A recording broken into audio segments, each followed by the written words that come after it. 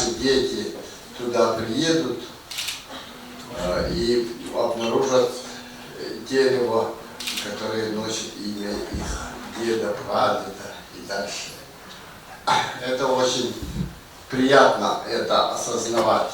Североамериканские бизоны и восточноевропейские зубы.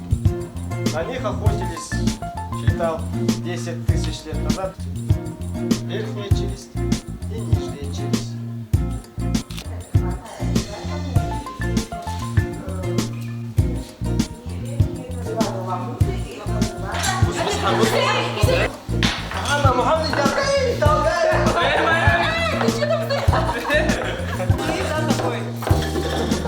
Это очень интересный и загадочный инструмент.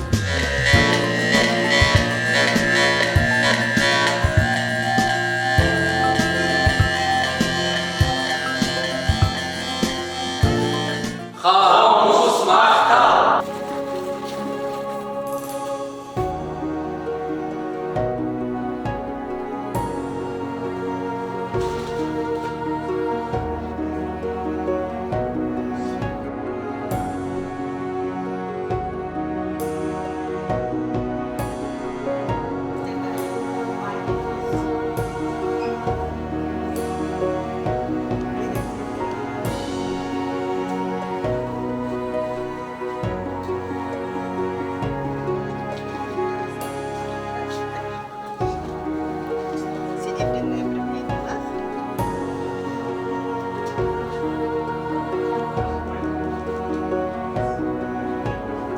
Да, но много экспонатов есть далеко у нас.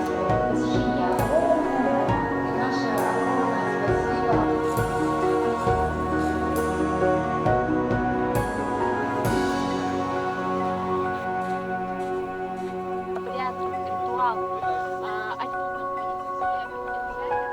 Идем вниз, спускаем формы, ребята, не